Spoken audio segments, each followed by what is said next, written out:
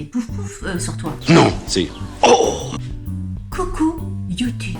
On se retrouve aujourd'hui pour une nouvelle vidéo, une vidéo encore chouchou et chonchon, spécial confinement, parce que c'est vrai que le confinement te fait découvrir des choses. Disons qu'avec le confinement, tu te rends compte que tu deviens accro à certaines choses. La dernière fois, il n'y avait que des chouchous, et là, pour le coup, il va y avoir aussi un petit peu de chonchon. On y va, on y go, on commence tout de suite. Dans les chouchous, mais là, dans les chouchous, dans les trucs favoris, dans les trucs accro, c'est Animal Crossing New Horizons. le truc, ça, il me rend dingue ce jeu, mais il me rend dingue. Moi, d'habitude, je suis pas du tout jeu vidéo. Quand j'étais plus jeune, mais vraiment il y a longtemps, je jouais, je me souviens, à Bomberman, Bomber sur Amstrad, pour ceux qui s'en souviennent. Je joue de temps en temps à Mario avec mes enfants, à Mario Kart, Mario Galaxy et tout ça, mais voilà, c'est tout. Mais là, Animal Crossing, j'ai découvert, la semaine dernière j'étais en vacances confinées, j'ai passé des heures et des heures et des heures à jouer à Animal Crossing, mais c'est un truc de malade. C'est-à-dire quand on commence, on sait plus quelle heure il est, on n'a plus envie de manger. Vous savez ce qu'on appelle les no life là, quand les gens qui jouent aux jeux vidéo avec Animal Crossing, c'est no life du tout. C'est le jeu de dingue. Je joue, je me renseigne sur internet pour les astuces, les secrets, je regarde des vidéos de joueurs, etc. pour voir un petit peu comment faut faire pour ceci, cela. Mais je suis au top d'Animal Crossing. Je sais l'île aux tarentules, les machins, les clochettes et tout ça. Top, au top du top. Je ne sais pas si une vidéo 100% Animal Crossing pourrait vous plaire, savoir comment ça marche, les petites astuces, les petits secrets, etc. Je me suis posé la question. Je ne sais pas vraiment si ça pourrait vous intéresser ou pas. Si ça vous intéresse, dites-le moi en commentaire et je verrai ce que je peux faire. Dans les autres choses, dans les trucs accros, dans les choses qui m'ont... Ah mais merde, j'arrive pas à parler. Les choses dont je suis vraiment aussi accro pendant le confinement, c'est le sport. Je n'arrête pas tous les jours, il me faut ma séance de sport. Alors moi, le sport, c'est plus le fitness. Je vais aller courir dehors, etc. Comment vous dire, ça m'a jamais plu d'aller courir. Alors que tout ce qui est fitness, abdos, les fentes, les squats, etc. Ça me plaît un peu plus. Et un truc que j'adore, c'est la corde à sauter. J'en ai fait il y a quelques années parce que quand je faisais de la boxe, j'ai fait des années de kickboxing. Pour l'entraînement, etc. je faisais pas mal de cordes. Vous êtes nombreuses à me demander ce que j'utilise comme corde pour faire la corde à sauter. Alors pour vous montrer, j'ai ressorti mes cordes. J'ai commencé la corde à sauter avec une corde comme ça, toute bête, une sorte de grosse corde, vous savez, silicone. Vraiment, je crois que c'était la corde peut-être la moins chère de chez Decathlon. Ensuite, je suis passée sur ces cordes-là où il y a des poids à l'intérieur pour permettre également de muscler les bras, enfin muscler, en tout cas de faire travailler un petit peu plus les bras quand on saute. Donc voilà, c'est le même système, elle est un petit peu plus fine au niveau de la corde.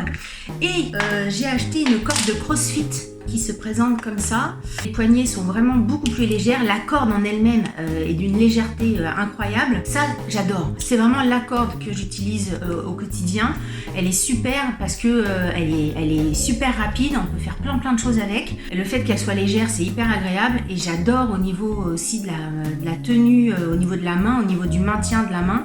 Je la trouve hyper agréable. On va dire que c'est pour une corde peut-être pour les plus confirmés. Si vous voulez commencer la corde, je vous invite directement à acheter ce genre de choses là, et puis ensuite une fois que vous êtes un petit peu plus habitué, c'est celle-ci. Et encore une fois, ne vous découragez pas, la corde c'est vraiment petit à petit. Donc la première séance vous allez faire 1 minute, la deuxième séance ça va être 2 minutes, 3 minutes, 4 minutes, et puis après vous pouvez faire, moi je fais facilement 1 heure de corde, vraiment il n'y a aucun souci, allez-y. Il faut savoir que la corde à sauter ça fait vraiment du bien, c'est cardiaque, ça fait vraiment du bien aux muscles. Je crois qu'une demi-heure de corde à sauter ça équivaut à 1 heure de course. J'ai toujours entendu dire ça. Moi quand je fais ça, j'en peux plus. À la fin de la séance, je peux vous dire que je suis en eau, mais bien quoi. Ça fait un bien de dingue. Alors, depuis le début du confinement, je fais 1 heure de sport, et en ce moment c'est même presque 1h30 de sport tous les jours, et avec ma corde et tout, nickel, je l'aime d'amour. Dans les choses un petit peu chonchon du confinement, c'est les devoirs. Si vous êtes maman comme moi ou papa, j'ai le temps de m'occuper des devoirs de mes enfants, mais heureusement, parce que si j'étais au travail, je me demande comment je pourrais faire pour suivre les devoirs, quoi. Quand je vois la masse de devoirs qui est envoyée par les profs, que ça soit par mail, par des logiciels comme École Directe, que ça soit par bref un autre truc, bref les devoirs viennent de partout, il n'y a pas vraiment de planning vraiment très très clair, donc je suis obligée d'aller faire un planning, un fichier Excel pour savoir exactement ce qu'il y a à faire, pour quand, etc. C'est un petit peu le bazar. Alors je comprends qu'en tant que prof ça doit vraiment pas être facile parce que voilà, les outils n'étaient pas forcément mis en place avant le Covid-19 et que donc les gens étaient un petit peu pris à court, mais sincèrement autant ma grande arrive à se gérer toute seule, mais ma plus petite, franchement si j'étais pas là pour lui faire vraiment le planning de devoirs, de suivre vraiment ce qu'elle a, les devoirs qu'elle a à faire, c'est là qu'on se rend compte que les gamins sont pas tous égaux à l'école, parce que les gamins qui se retrouvent chez eux tout seuls et qui n'ont pas un adulte pour leur expliquer, faire les cours, leur expliquer les devoirs et tout ça, je trouve que c'est extrêmement compliqué. Ou alors les adultes qui travaillent et qui doivent se taper en revenant du travail 3 à 4 heures de cours, c'est compliqué. Donc si ça fait partie du confinement, je sais pas s'il faut mettre ça dans les chonchons ou dans les favoris, parce que travailler avec mes enfants, je trouve que c'est super important. C'est pas quelque chose qui me déplaît dans le sens où je fais ça pour elles, pour les faire avancer, etc. En tout cas, elles ont la chance de m'avoir pour suivre les cours. Donc je peux pas forcément mettre ça dans les chonchons. Mais chonchons parce que quelquefois, les cours, et je vous assure, autant le français, etc. ça va, mais alors les maths c'est abominable. Les rectangles, les triangles, les carrés, les trucs isocèles, les pourcentages, les 100%, les échelles et tout ça. Merci Internet, merci Google pour m'expliquer, parce que quelquefois je suis obligée de regarder une vidéo d'un tuto, d'un machin, d'un bidule, d'un youtubeur pour essayer de comprendre le cours, quoi. Et elle est qu'en 5e. Autre chose, pendant le confinement, je vous ai parlé dans ma vidéo ici ou ici, je sais pas où est mon petit à chaque fois, des différentes séries que je regardais sur Netflix. Donc depuis ma dernière vidéo, j'en ai regardé 3 autres. Je sais pas, il y en a 2 moyen, et il y en a une que je trouve pas mal. La première série, c'est une série française qui s'appelle Stalk. C'est une série en 10 épisodes. C'est l'histoire de Lucas, qui est un génie informatique qui se trouve sur un campus et qui s'amuse entre guillemets à hacker téléphone, les portables, les ordinateurs portables de ses camarades, et qui va découvrir les petits secrets des uns et des autres. Alors il y a des histoires de drogue, il y a des histoires de ceci, des histoires de cela, des amourettes, machin. Au final, je peux pas dire j'ai pas aimé. Pour une série française, je trouve ça pas mal. Et quelquefois on se dit les séries françaises d'Eric, Mimi Mati, d'Ange Gardien, etc. Bon à part valider. Là je valide, série française. Bravo, je vous en ai parlé aussi dans ma dernière vidéo. C'est une série, elle se regarde. De là à vous dire regardez-la, absolument, non. En tout cas, si vous aimez bien le côté un peu informatique, les gens qui hackent sur leur ordinateur portable, etc., c'est peut-être une série qui peut vous plaire. Est-ce que c'est une série, on va dire, plus pour grands ados?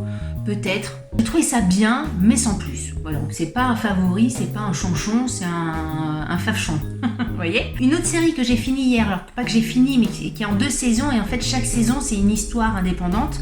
Donc j'ai regardé la saison 1 hier, c'est The Sinner, qui veut dire la pécheresse en français, qui est avec Jessica Biel. Pareil, alors c'est une série qui en je sais plus combien d'épisodes. Je peux pas dire. Là pour le coup ça va être un chanchon. Là t'as l'impression que les scénaristes ils étaient là. Alors on va faire une série, on va faire un petit peu de policier, il nous faut des morts, il nous faut une jolie fille, il nous faut un petit peu de drogue, et on va mettre un petit peu une fille malade dedans, qui va bientôt mourir parce que bon voilà il en faut un petit peu pour faire un petit peu de peine. On va mettre un petit peu de religion, parce que ça marche dans les séries, un truc un peu religion qui fait peur et tout. On va mettre un petit peu de sexe, parce que voilà ça fait vendre les séries, et puis voilà on passe tout à la moulinette et puis on vous fait The Sinner. Écoutez, j'en ai entendu vachement de bien sur les réseaux sociaux, soi-disant c'était une série super méga géniale, on me l'a conseillé à plusieurs reprises sur Twitter. Je dis non. J'ai regardé la fin parce que une fois qu'on a commencé l'épisode 1, l'épisode 2, l'épisode 3, l'épisode 4, parce que t'espères à chaque fois, tu te dis si t'as commencé 4 heures de série, c'est pas pour que ces 4 heures servent à rien, donc j'ai poussé la série jusqu'au bout. Ça casse pas 3 pattes à un canard. Ouais, encore une expression. Delphine. The Sinner, je vous la recommande pas. Une autre série que j'ai regardée, pareil, j'ai fini la saison 1, c'est la série Ozark. C'est l'histoire d'un gars avec sa femme et ses 2 enfants. Le gars travaille dans l'immobilier et il y a tout un truc, une histoire de blanchiment d'argent. Il blanchit de l'argent pour un grand baron de la drogue au Mexicain, etc. Donc il y a l'histoire de drogue, il y a l'histoire un peu policière. Ça a du mal à démarrer. Quelquefois, je trouve qu'il y a des longueurs et tout ça, mais même si ça a du mal à démarrer, on n'a pas envie d'arrêter la série. Et au fur et à mesure qu'on avance, c'est de plus en plus prenant. Les personnages, quelquefois, je trouve qu'ils font un peu fake. Je vous le vends pas, hein, le truc. La nana qui essaye de vendre la série en disant il y a des longueurs, les personnages sont fake. C'est ce que j'ai ressenti dans les premiers épisodes. Malgré tout, même s'il y a tout ça, regardez, là pour le coup, c'est une série que j'ai envie de vous dire, regardez-la et essayez de regarder en tout cas on va dire les 5 premiers épisodes, vous verrez, vous regardez, vous tentez le truc, si ça vous plaît ou pas. Je trouve que c'est une série qui mérite d'être regardée, ne serait-ce que pour la qualité des 2 acteurs qui jouent le couple, les 2 personnages phares de la série, mais ils jouent, mais incroyable, je connaissais absolument pas cet acteur-là. La nana, je l'avais déjà vue, je sais plus, en plus j'ai regardé l'autre jour sur internet, elle jouait dans quoi ? Je me souviens plus. Dory, Poisson rouge je suis. Mais le gars, vraiment un jeu d'acteur, mais de dingue. Rien que pour ça, allez voir la série, très bien, Ozark. Alors à chaque fois, vous allez vous foutre de ma gueule, mais à chaque fois que je dis Ozark, vous savez à quoi je pense ? Ozark citoyen. Me demandez absolument pas pourquoi. Je ne sais pas. Il doit y avoir un truc, là, confinement, il y a des cellules qui doivent se séparer, des machins, des trucs pendant le confinement, des trucs qui doivent fondre, des trucs qui doivent se mélanger au bout d'un moment. Et voilà, ça donne ça. Ozark citoyen. Qu'est-ce que je voulais vous dire ? Ah si, je voulais vous parler d'un truc aussi. Pendant le confinement, soit on est en ce que j'appelle en mou, vous voyez, en survêtement, machin et tout ça. D'ailleurs, je passe un temps dingue à regarder sur les sites de fringues des tenues de homeware. J'arrête pas, je regarde, j'achète pas, hein. C'est juste, je regarde, je mets dans mon panier et tout ça, je fais comme si j'allais acheter. Au final, j'achète pas parce que je me dis toujours, vous savez, les trucs de homeware, c'est compliqué à acheter sur internet parce que les filles, elles sont gaulées, elles sont comme ça, hein, elles sont grandes, elles sont fines, donc le moindre jogging, le moindre pantalon en coton, machin, un peu mou, ça leur va bien. Toi, tu reçois ça, tu commandes, tu reçois ça à la maison, t'as l'air d'un ours, c'est pas possible, ça fait pouf pouf sur toi. J'hésite toujours à commander, j'ai fait plein de sites, j'ai fait plein de paniers, j'ai rempli plein de paniers, mais j'ai jamais commandé encore. Très sincèrement, je pense que ça va en rester là, je vais pas commander. Le déconfinement, les boutiques, ça va pas être pour moi non plus. En tout cas, un truc que j'ai acheté avant le confinement et que je mets, j'ai pas honte de le dire, je le mets tous les jours. C'est ma tenue du jour. Le soir et le matin, je suis en tenue de mou. Et la journée, je ne mets que ça, c'est-à-dire que je ne réfléchis même pas de ce que je vais porter. C'est mon jean. C'est le jean Lucien de chez Promode et je l'adore. C'est une coupe girlfriend, il va super bien, il est pas du tout près du corps, c'est pas du tout un slim ou quoi que ce soit, donc ça j'aime bien. Moi je le porte avec des petits revers en bas des jambes et je le trouve fantastique. Juste une petite chose à savoir, c'est que moi d'habitude je fais un 38 en taille de pantalon et que là j'ai pris un 36, il taille hyper grand, donc n'hésitez pas à sous-tailler le pantalon, et même en sous-taillant le pantalon il est large. Vous avez de la place. Bon, je ne sais pas ce que ça rend. Moi, de toute façon, je suis pas une blogueuse mode, je suis pas une blogueuse machin. Je vous montre juste le bazar. Je sais même pas ce que ça va donner. Oh, la blogueuse. Vous voyez, ping. Bon, c'est pour vous donner une idée, hein, parce que bon, ça ne rend rien comme ça forcément, mais bon, c'était pour vous montrer. Très bien, il est pas cher. Je crois qu'il est à moins de 30 €. Et franchement, hyper bien, hyper canon, avec une petite paire de tennis. Ma chérie, tu es belle, ma chérie. Et qu'est-ce que je... Ah oui, et puis je voulais vous parler d'un truc aussi. Alors, confinement. Je sais pas vous, mais le confinement incite à l'apéritif. J'ai l'impression qu'on prend quand même plus souvent l'apéritif en confinement qu'en non-confinement. Et un apéritif que j'adore, en tout cas quand je prends l'apéro, je prends mon rhum punch. Je prends mon punch. J'ai une recette de punch. Avant de vous parler de ma recette de punch, la petite phrase, l'alcool nuit, n'abusez pas de l'alcool, à consommer avec modération, n'en buvez pas tous les jours, ce n'est pas une incitation à boire, patali patalo, faites attention, l'alcool c'est mauvais si vous en buvez trop. Voilà, maintenant il y a tous les machins. Mais en tout cas, si vous voulez vous faire un petit plaisir, un petit punch de temps en temps, ou même quand tout ça sera terminé, si vous faites un anniversaire, si vous faites un mariage, si vous faites un truc de marié, là, le truc avant de se marier, un IVG, pas un IVG, un IVG c'est pas ça. Faites un punch, et mon punch, je peux vous avouer, c'est un ami de mon chéri qui nous a donné la recette, et depuis, et s'il n'y a plus de punch à la maison, ça ne va plus. Je vous donne la recette. Hyper simple, hyper simple. Alors moi je donne une recette, c'est pour 4 litres. Directement, vous faites la recette, vous avez 4 litres de punch. 1 litre de jus d'orange, 1 litre de jus de banane, 1 litre de jus d'ananas et 1 litre de rhum. Vous prenez un grand faitout, vous mettez les 4 litres dedans. Ensuite, vous mettez des clous de girofle. Alors moi, en général, j'en mets, vous en mettez 6 clous de girofle. Un bâton de vanille que vous aurez coupé en deux, raclé, etc. dedans, clac, clac, clac, clac. Une demi-cuillère à soupe de noix de muscade. Vous mélangez le tout. Le copain, il nous avait dit de laisser macérer quelques jours. Moi, je vous assure, quelquefois, ça m'est arrivé de le faire le matin pour le soir. Vous laissez macérer un petit peu. Après, vous remplissez 4 bouteilles vides. Vous mettez les bouteilles au frais. Et vous buvez ça. Mais ça se boit.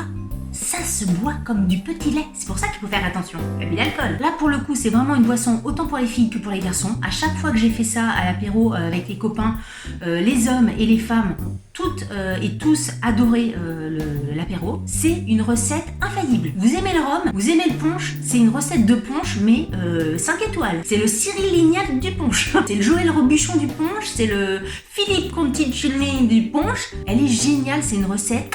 Et encore une fois, j'ai l'impression que si je mets pas toutes ces mentions, on va me tomber dessus. Donc mention, abus d'alcool. Voilà. Je crois que c'est tout. Si cette vidéo vous a plu, comme je le dis toujours, n'hésitez pas à la liker. Et comme je le dis toujours aussi, si elle ne vous a pas plu, likez-la quand même, ça vous fera les pieds. Si vous n'êtes pas abonné à ma chaîne, abonnez-vous. Sur ce, je vous dis à très bientôt pour une nouvelle vidéo. Salut.